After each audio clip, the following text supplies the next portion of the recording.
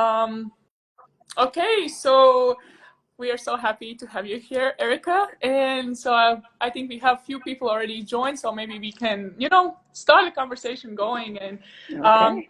just to introduce what we're talking about today here, and it's the NCAA, everything about the American college sports. So I made a little let's say summary what it is for for our European youngsters who maybe not really know. So the NCAA stands for the National Collegiate Athletics Association, which is the organization for United States college level sports. Nearly 500,000 college athletes each year compete in 24 different sports across 3 divisions. College level sports are very popular in the United States, and also the option to go to study and compete in an American university is available for internationals, and that's why we are today talking about it. And yeah, and so I think also we have to introduce our special guest today. Erica McCall is an American basketball player. After graduating the world famous Stanford University in 2017, she was drafted as the 17th overall pick by Indiana Fever. After an impressive professional career, Erica has recently switched the roles from being a player to returning to Stanford as a coach. And she was born in Bakersfield, California. So she and her family are definitely West Coast people. So very energetic, driven, and overall happy people. Of course, this is my first time meeting you, but from Alexa, I got that information. I love it. My girl. That was a amazing bio. Thank you. Thank you. There we go. So I think we're going to start this discussion. I just want to say to everybody who is listening right now, if you have any questions, you can ask in the chat, and we will try to answer either at the end or how we go. Like, if the question's going to be in the right time. So yeah. So anyone who is listening, ask questions, and we can start the conversation. Okay. I got the first question, Bird. All right. Why did I call you Bird? Let the people know. All right. I was just thinking about today. I was like, I can't believe people call me that nickname, but I got it at my freshman year of college. There's another Erica on the team. Shout out to Erica Payne. So I knew the nickname because I was a freshman. She was older than me. And Shanae Olumake, the legendary Shanae Olumake, it was just, we were doing conditioning. She was like, okay, Bird, I see you. I was like, that my nickname? She's like, yeah. And I was like, why? And she's like, because your last name is McCall. So there we go. That is it. That was a long version. Usually I just say, because my last name's McCall. So, like a bird sound. That's it. I love it. I love it. That is so funny. I thought it was so funny when I heard it the first time. So the people needed to hear that.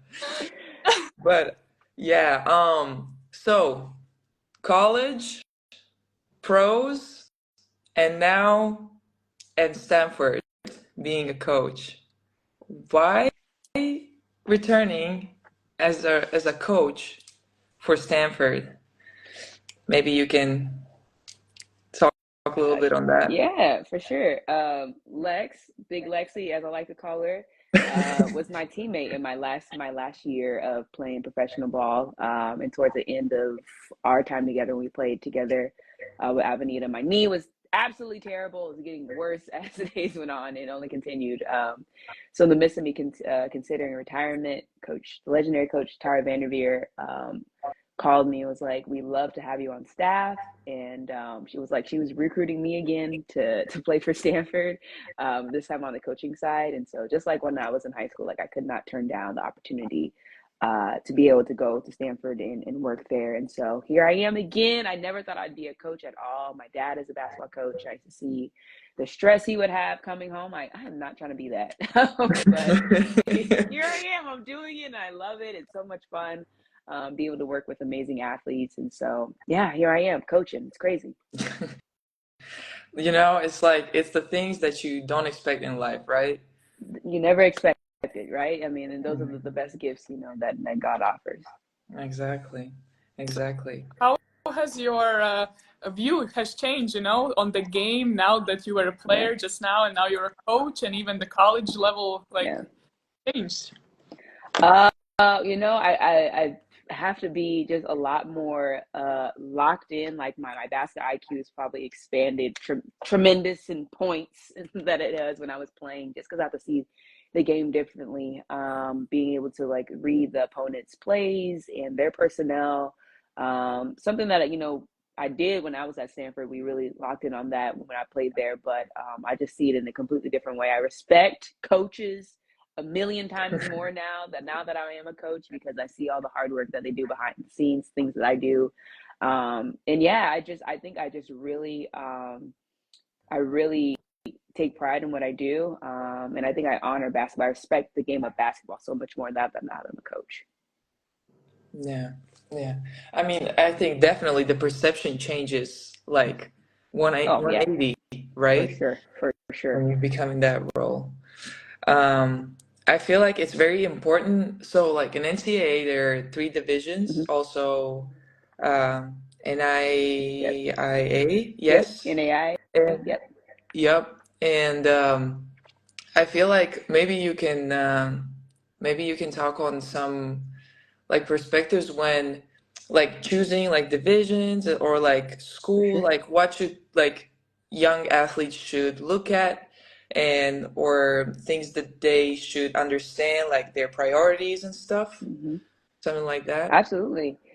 When it comes to any level, whether it be Division 1 through Division 3 and AIA, even at the junior college level, I think realizing the most important thing for you is realizing what's the best fit for you, you know, and how you would fit in within the program with basketball, as well as just with the team and you as a person. Mhm. And that's something that I had to take account for when I was getting recruited all around. And for me, it was like Stanford, I just felt at home with my teammates when I interacted with them. And I think that's something that, you know, young college students are, you know, looking to move up to the D1 level or to play D2, D3, NAI, whether that be high school students, for you to just find your best fit, being able to communicate with your coaches as much as you can. And when you take a visit, just ask all the questions you want. Ask all the questions you want, and ask all the questions you need for you to be able to see if this is the right fit for you. So that's probably my biggest advice. Yeah, I feel like also like when taking those visits, it's so hard in because you're so overwhelmed, especially for Yes. example like us internationals, like from our perspective, like the gyms we grew Yeah. up playing in and all Yeah. that, and then you And then come you to go to these big America. arenas. Yeah. Yeah. Exactly. You come to America, you got all this like training rooms, you got all this, facilities and all this gear, and it's like you just get so overwhelmed with all these things that you just forget the questions, like the right questions you would need Yeah. to ask Yeah. and all that. I think we all had the same Yeah. experience, For right? sure. Write them down. If you get too overwhelmed, write them down. Hopefully, there's a moment in the visit where it's just you, your family, head coach, or a coach, and you're able to just like read out these questions for yourself. So you and your parents and family can know the most they can know about the Yeah. school. Yeah. Yeah. And I also, sorry, no, it's good. I just said that also it's really important just to know that, maybe if you want to play play, but more focus on the studies, and stuff like For that. sure. Maybe the Division 3 could even be better option because they Hmm. really schools are really more focused on the academics and it's more like that. So I think it's really important to know that everybody, no matter whose priorities is what, like you can find a place in the NCAA system, which Absolutely. is great. If you want to go for the biggest schools, all these big arenas, high basketball and prestige cool names, Division 1 probably is for you. If you want to grow as a player, maybe transfer in a few years, if you just want to have the really great American experience, that what we all see in the movies or something like that. Maybe it's, of course, it's not like the movies, but it's the travel part. Yeah. That for me is the big thing. When I went, I just wanted to see America. So I went to like a mid-major school. Okay, still Division 1, but division schools are always like this. And as I said, Division 3 schools are more academically driven. And I think that's great that it's like that separation, and you really can ask coaches, no matter from which division they come, they can refer you to the best options. when you talk to them. Great point. Absolutely. Have you already maybe noticed any differences like on between like European players and American players? Yeah. I mean, for my time in Europe, there's tremendous differences when it comes to playing in an America and Europe. And I think just with European players, the style of the game is just different for them. And the way that I played with like my younger teammates, for them, they've played like with professional players since they were, you guys were what, 12, 11 years old, playing with these professional players. And so their game, like the game, the way that they think about the game is a little different from versus American high school players, where they just have played with just high school players. And so they have a different mindset when it comes to it. And so that's what I've really seen with, seeing different European players is that their mindset with the game is just different because they've played with pros since they were younger. And so it doesn't mean that's necessarily heightened or not. It's just a different mindset. And when you're able to communicate with them, you can just tell like, okay, you've played, that European style play, and you played with probably 30-year-olds, Yeah. So they had that experience. And it helps them with different challenges, of course, where maybe they didn't play as much when they're on that, that young girl on that team. And so for them, it might be, coming in as a freshman, this might be an easier adjustment because they've used to kind of sit and wait their turn to get the opportunity to play. And so just different experiences, allow them to be able to adjust, and some things might make it harder, but I think it's just a different mindset from all the experience that they went through in Europe to America. Yeah. I think we all experienced that, like going to America ourselves and knowing that we played against the pros and everybody else. It's not really about any skill level or like your value as a basketball player. I think it's just like that mentality. But now, as you're a coach, what are you looking for? Are you looking for some different things for Europeans and Americans, or are the same things? And what are they now when you are recruiting people? For sure. For me, I think it's all the same across the board. And for me, I get the first thing I look at is just like their work ethic. Because I think I look for similar players like myself. Players that, are extremely hardworking, like are doing the little things on the court. So whether that's like, even in warm-ups, watching, if how they're interacting with their teammates, if they're going hard in the warm-ups, if they're locked in, if, they're mature in the warm-ups, just little things like that I look at.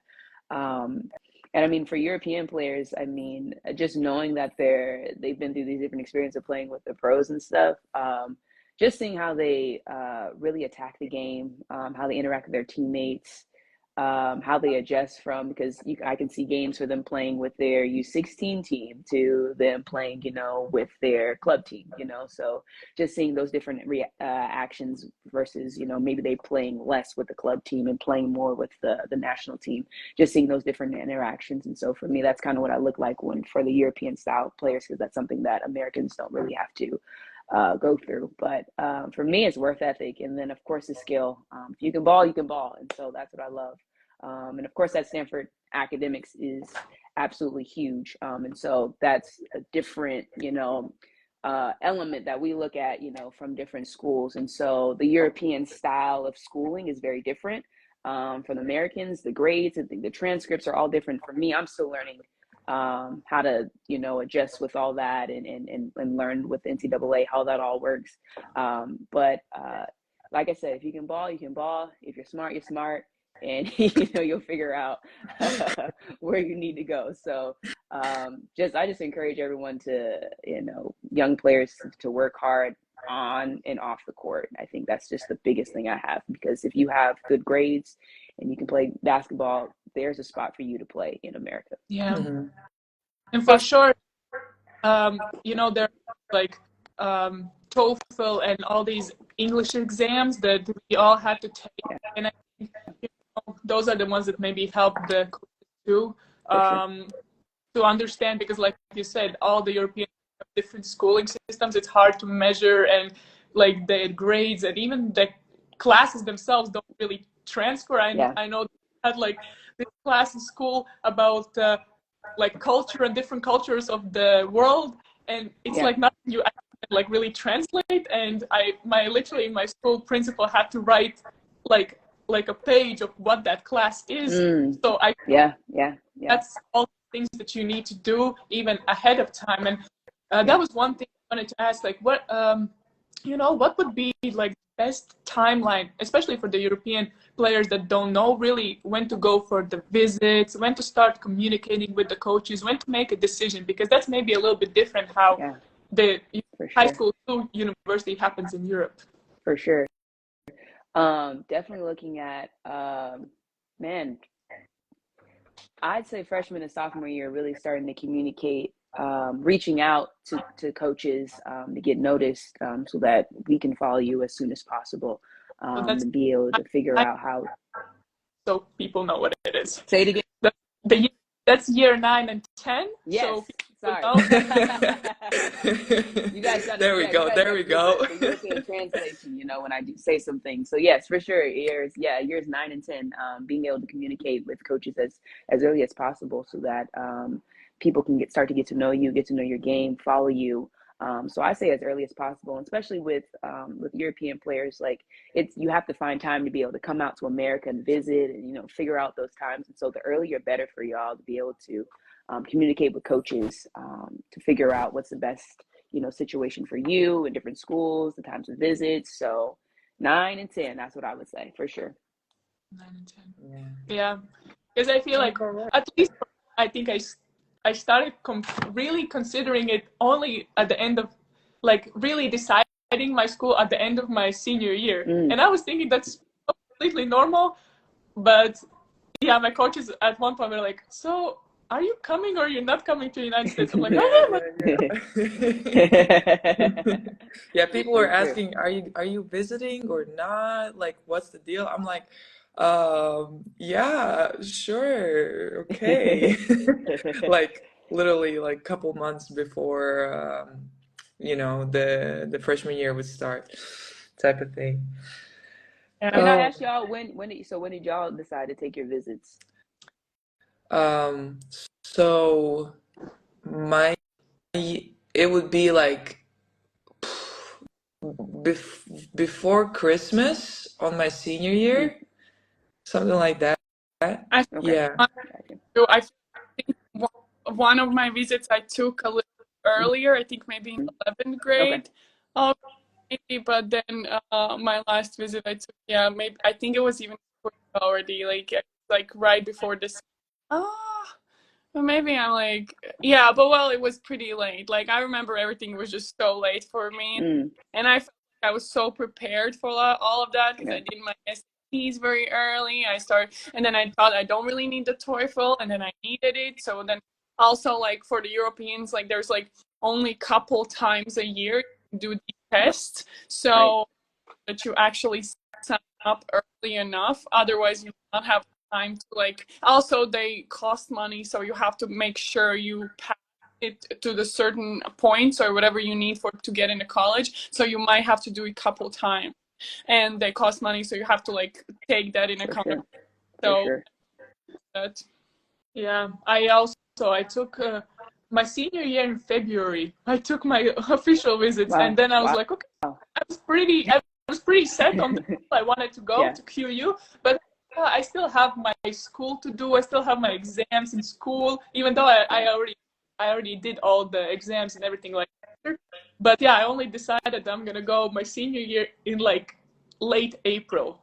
So I now. Oh, that's really late, Paula. It's late. That's really. But I was like, figured it out. I just knew in my mind. I'm like, why do I need to do? But then when you actually go and you realize that people really commit like 2 years in advance, and stuff like that, you're like, oh wow. Yeah. And that's why I think it's important that we talk about it, just so people know that they need to do these things in advance. They need to do all the paperwork and tests, and like my also that it costs money, but you can retake the tests, and then you have to wait like months to get the I-20 visa, so you have to. You have to send all your transcripts to the school that you already chose, and then get them accept and then send it back. Yep. And then you can only go get your visa. And usually those things after that, after I-20 comes back to you, it's pretty fast, but it can be go back and forth because of how we were talking about the sometimes when you get your final let's say diplomas from the high schools, like some of the classes don't match or some of the scoring systems don't match. I know, Digna, right? You had your I-20s being sent back and forth a couple of times because they did not understand you're studying here. Yeah. So. Also, like somebody just said in the chat that I applied for my visa 7 days before the flight to go to USA. So wow. You don't know. You never know, like when the visa is gonna come back. That's true. That's true. So that's also a thing. Like, so you have to think about these things very early. Wow, I'm learning so much from y'all. Just your experiences of what y'all went through, and just how tedious, and I'm sure it, just takes a lot of just like a mental toll on you, trying to figure out where I'm going to go, how I'm going to get it, how I'm going to get the visa, what school I'm going to go to. So kudos to y'all, all European players. Thank you, America, for taking us. But I think definitely a long process. Yeah, I think that's why it's important that we are talking about this, and we're talking about, people. So the younger ones know, at least, when you know what you have to do, it's like, okay, I do it like this, like this, like this. If you don't know, you don't even know what question to ask. And I think, the first thing is even to being able to go and being schools to even being recognized by the schools. So what you touched on a little bit about the national teams, is that like the main way how you guys are recruiting the internationals, or are there other ways? There's definitely other ways. National teams, sometimes players send video of their club team performances, but typically national team is like a big, like that's our Lachoa national team video typically when I'm looking at European players. You can see like the full level. They're playing with everyone is the same age as them, so it's a little easy to see, because sometimes you're watching the club, they're playing against 25-year-olds, so it's a little different, than watching just the full national team. You can see them play against everyone at the same level, same age, and so. But both works. Yeah, and do you guys come over to the European Championships in the summer times too? I know a couple of coaches that also do that. Yeah. So we definitely do. I have not been overseas. I actually just started on the road like 2 weeks ago. I just got to be able to go travel. Thank you. Be able to go travel recruit. So. You may see me in Europe some point in time, and maybe we'll all get coffee one day. It's a very European thing to say of me, go get coffee. Yeah. But coaches definitely, not only just with us, but all over the country, definitely go out and watch European championships, national teams, just to be able to wait for you to, see them play live. And again, with, players all the same age, how they interact with their coaches, things of that nature. So definitely opportunity for coaches to be able to come over and see players being played in Europe. Yeah, I have a funny story about this actually. So I think when the coaches come over to the national team like events, like we cannot talk to the coaches, right? Yes, That's the rule. Yeah. I mean, I didn't know that. So I was walking, I was with my team, but the team went upstairs faster than me or something. And I saw one of the coaches that I had talked on the phone like a couple months ago, and I saw them and I was like, "Oh, hey, how are you doing?" And she's like, "I'm sorry, but we really cannot talk right now." So I was like, "Oh no," It was like this awkward situation, but it's fine. We talk it out later. No, for me too. Like, I'm still getting used to all the rules. There's so many NCAA rules I'm trying to figure out, and rules, no, I can talk to this person, can't talk to this person, and I'm like, wait, I think I can talk to this. It's just a lot, and so definitely that position where I was like, I'm so sorry, I can't talk to you. It's so awkward and stuff. But I mean, it's just so many different rules. And so being able to just making sure that you communicate with coaches and making sure that, they do come to Europe, like that, making sure I'm like, hey, can I talk to you before? Can I not? because you definitely want to make the most out of your experience. If they do get to come in, you can't communicate with them. Yeah, yeah, yeah. Well, Bert, tell us your whole journey, Yeah. right? Being a player in Stanford and W and then Europe and now coach. Like maybe do you have like an advice or something maybe that you would do Yeah. differently or something from your you know, from your road Yeah. to where you are right now? For sure. I mean, this basketball's taken me so many amazing places, allowed me to meet amazing people, such as Alexa, where we clicked. We My click core right away. forever. We We clicked. click right We clicked away. right away. I was like, oh my gosh, you like the same music as me. It's incredible. So just the way the basketball has allowed me to move on from high school, college, pros, overseas, and so on. It has just allowed me to really learn a lot about myself, a lot about the game of ball, meeting and interacting with new people. And I think the biggest thing for me in terms of I'll just say different things I've learned in each transition from high school to college. Being patient for my opportunity, because we all come in, even with European players, we can all come in and be like the best player on our team, on our national team, high school team, and we come to college and it's drastically different, like it's like we are adjusting to the game, the speed of the game. Sometimes it's even tougher. Just me moving forward, like going to America to Europe, like that transition was just extremely hard for me, in terms of basketball. And so I know it can be even more challenging for a high school player, because you might be still trying to learn the language of English, and it just can be a tough transition. And so I would say give yourself grace and patience, because it sometimes it takes time, for you to be able to adjust to the style of play with basketball, but not only basketball, just the culture of America in general. So that can be tough. So definitely just give yourself grace, because I know my rookie season, playing from Stanford to playing in Hungary, I was like shooketh. I was like, what the heck is going on? I'm the only Black person in town. This is just like, I don't know the language. It's freezing. I have a car. I'm walking everywhere. So it took me a month. Like I thought that I was going to, I think a lot of people, it's different for Europeans because they've played in Europe, but for a lot of people, Americans, the same idea. We finally adjusted to college. We're top dog.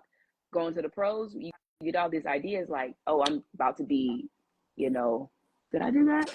The celebration. Oh my gosh. This is for the you are sharing, It's a celebration. So I went from being like, one of the best players in college basketball to playing overseas, and it was a freaking hard adjustment again. Like, and so once again, reminding myself that it takes time to develop, to get used to the style of play.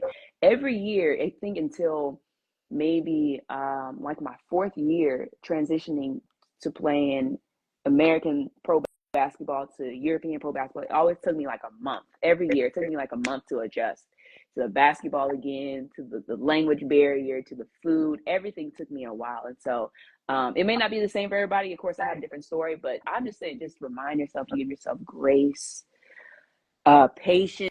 It takes time, but when you do get it, it's such an enjoyable experience coming to European, to America to Europe. I've done it all. It's all an amazing experience. So I just say just embrace it. I say coming from America to Europe, in terms of like just the environment, like there's a lot of players, and I'm sure you guys all know, a lot of American players who just don't embrace the culture of Europe. They just go and play ball and they just sit in their rooms and that's it. You barely see them. And I say I really try to embrace the culture, try to go out with my teammates. I'm sure Alexa probably wanted me to go to coffee with her a lot more. But being able to I'm gonna see you go at out and be Plaza Mayor social. at Starbucks. Exactly. They just stopped asking me at some point in time, because I'm like, I'm just not a coffee girly. But just embracing where you are. And so I say the same thing to Europeans coming to America. It might be a tough transition. You're trying to learn the language. It's really hard, but the only way for you to really embrace the culture and the experience, and for honestly to make it easier for you is to be able to really like go out, get to know whatever city you are in America, talk to your teammates, and get to know people outside of your teammates. Like it's huge for that, you know. Like it's sometimes you see these people every single day, every day, and I'm like sometimes you get tired. Sometimes you need to interact with some new people, and that's how you really be able to get to know just the city, the language, everything about your experience. And so, long story short, grace, patience, and embracing. Those are my 3 words. Wow. Yeah, I love it. You summed it up perfectly. Because, you know, with how things change nowadays, with the flow of information, like, and I think people are getting more and more impatient, and I need to learn that, you know, to take a deep breath and, you know, say that it takes time and understand that. So I think you summed it up perfectly, you know. Yeah. Just give that message to the youngsters. Yeah. And being patient, that's, I think it's a big thing, because you really can get overwhelmed with everything. And also, I think you also have to trust your choice in the school, you know. Sure. Trust Yeah, the great people. point. Yeah. Trust the people around you. They're there to really help you. You don't have to pretend that you got everything together, like, because nobody does. You know, we all have this like, oh, I'm the only one dealing with this. Like, I'm the only one. I'm the only one that doesn't speak English. No. First of all, there's internationals in every university. You know, maybe in your team, for sure, like outside your team, other athletes and all this. So yeah, find people. You know, make a little community, and like you said, try to find people outside your team. You know, embrace it. That's I'm sure we've all been through it. Yeah. But one thing, if you had at least one, like, you know, you were talking about the foods and stuff like that, it takes an adjustment. What would be one thing you would take from America to Europe? Because that's usually that we always, when we like, oh, we want to have our home food. Yeah. So what's for so many things? What was that? What was that one thing I always took? I always took hot sauce, like condiments, hot sauce, barbecue sauce, ranch. It's just different in Europe versus in America. Now, granted, there are some stores that I was able to find my same hot sauce. There are some stores that are able to still bring that American connection to the food. But that was probably the biggest thing, was like I needed my hot sauce. Oh my goodness, someone's texting me, Nadia Fingal. Hey. Alexa Naughty, probably just played her. We played each other like 6 times. Hair products. Oh goodness, huge, especially for the Black girl hair experience. Very difficult to find hair products, our type of hair products in Europe. Bring all that. Bring all the hair products you need, because that's something you might get away with the hot sauce, the ranch, but the hair products you can never find in Europe. So bring those over abundantly, and bring extras, because you never know, you might not be able to go home. Bring all the extras for that. With that extra suitcase. With the extra suitcase, yes, with the extra suitcase. So I love it. For Europeans going to America, we have all the tips for Americans coming to Europe. You know, we have. What do y'all bring? I know maybe you bring something special, Latvia or whatever it is. Like, what do y'all usually bring from Europe to America that you just can't get? Oh, hey, Vegeta. Remember that seasoning that I gave to you? Yes, I always brought that, and some chocolate from home. I think. I don't want to say. There is no way. There is no way. I don't want to say. Oh, never mind. This is a different one. Yeah. I was about to say, there's no way you still have it. It was the Turkish one, but it was very similar. That's so funny. Yeah. You know what your food tastes like? You have food from home. Yeah, chocolates, bread. I like to bring some dill. Okay. Like, you know, Latvians, we put dill on everything, so I always bring that, even though now I'm out. But yeah, But Yeah, well, it's great. Yeah, like I think we all could talk about these tips and what to give and not or take, not take. And, yeah, I think this it's a great conversation with you, Erica. Like, thank you. Thank you. yeah, Thank you. Y'all are bringing back my European days. I miss them. Shout out to Julie. I've seen her in the comments. And I thank you guys for the conversation. Just shout out to all European players wanting to come to America and play. It could be tough experience, but overall, I think it's any like European that's played American. I think they always have, in the end, even if it was a tough experience with basketball wise, they enjoyed their American experience. And so I hope anyone young enjoys their American experience, regardless of where you go. Yeah, just hop in for the ride, huh? yeah. That's right. That's right. Right. All right, Bird. We appreciate you so much. This has been a great conversation. And also, thank you for people who logged on and got us some comments and love, And thank you, Bird. It's all love from me, babes. Thank you for. I love y'all. Appreciate you. Thank you so much. If anybody still has any questions Sure. anything, send it to us. Maybe we can respond, or if you have questions to Erica, maybe pass it on and we can get some answers. And because we want to build this community together, we want to help each other out. And and if you want to, obviously you can sign up in our website, in our page, so we can help you to actually get to America. Maybe Erica is gonna be one of your new recruiters. So I think it will be really helpful for you to like get that connection with us, and we'll see how the great people we bring here,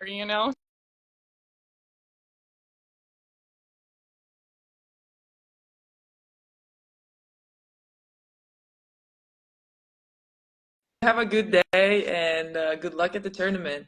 Thank you. I appreciate y'all. Thank you. The best part of the year. Yes. March Madness, baby. It's coming. It's coming. Madness. Woo! And also, I want you guys all the happy Women's Month. So as well, we are in March right now. So we are lifting each other up. We are going there. We are pushing the ceiling higher and doing the thing. If I had some flowers, I would give it to y'all. I'm giving y'all physical flowers right now for all my ladies. Okay. Well, thank you so much. We're gonna log off and bye. See you next time. Bye.